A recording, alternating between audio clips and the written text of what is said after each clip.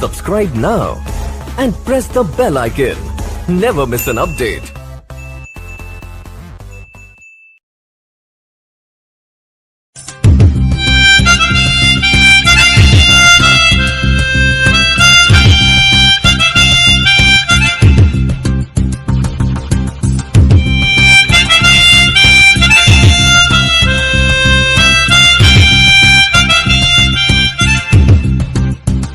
जैसा कि हम लोग देख पा रहे हैं, हम लोग के सामने रीजनिंग का एक टॉपिक लिखा हुआ है कोडिफिकेशन।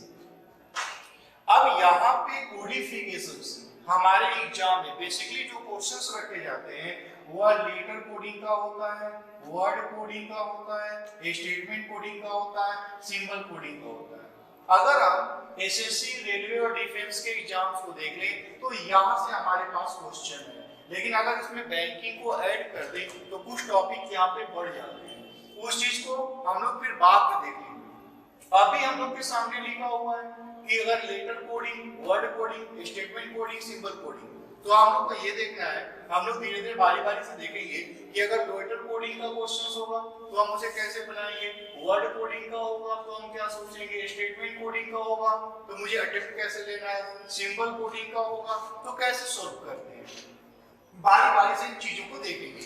तो सबसे पहले हम लोग के सामने रखा हुआ है वर्ड कोडिंग। वर्ड कोडिंग के क्वेश्चंस इस तरह से लिख के आते हैं, इसको हम लोग को सोल्व कर लेंगे।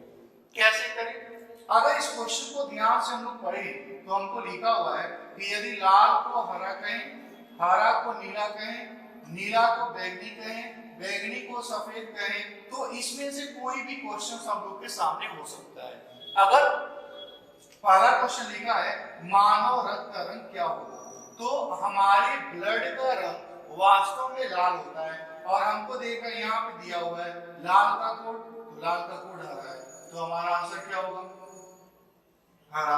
पत्तियों का रंग क्या होगा, तो पत्तियों का रंग वास्तव में हम लोगों ने पढ़ा है कि हरा होता है और हरा का कोड यहाँ पे क्या दिया हुआ है, नीला, तो हम लोग का आंसर क्या होगा, नीला।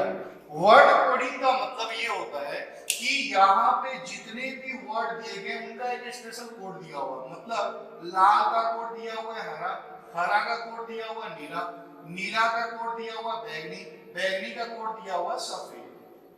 अब जब भी क्वेश्चन आएगा हम लोग के सामने तो हम लोग को पहले ये देखना है मानव रक्त का रंग, तो मानव रक्त का वास्तविक कलर क्या होता है, तो हम लोगों के ब्लड का रंग, ह्यूमन ब्लड, हम लोगों के ब्लड का रंग वास्तव में लाल होता है और लाल के एक स्टेप आगे में क्या लिखा हुआ हरा, तो हम लोग का आंसर होगा हरा।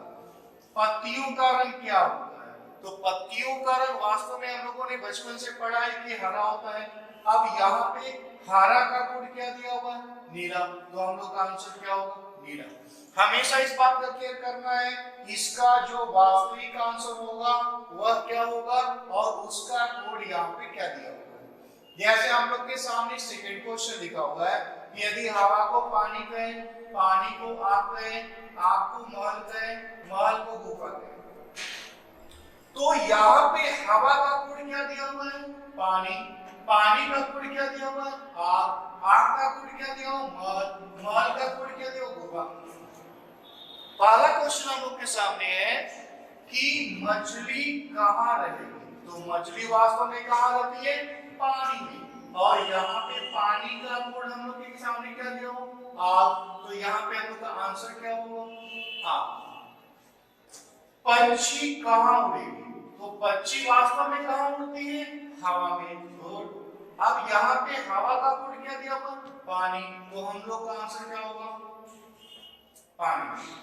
राजा का निवास स्थान क्या होगा, तो राजा का निवास स्थान वास्तव में क्या होता है, महल, और महल क्या क्या होगा, गुफा, तो हम लोग का आंसर क्या होगा, गुफा।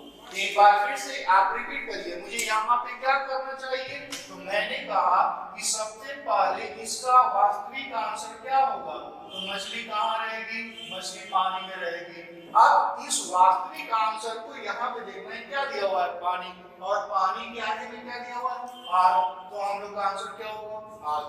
वैसे पक्षी कहाँ उड़ेगी, तो पक्षी वास्तव में कहाँ उड़ती है, हवा में, हवा का कोड क्या दिया हुआ, पानी, तो हम लोग का आंसर क्या होगा, पानी। राजा का निवास स्थान क्या होगा, बेसिकली महल होता है, और महल का कोड यहाँ पे क्या दिया हुआ है, भूपा। तो उस बेस पे हम लोग ऐसे काम कर सकते हैं।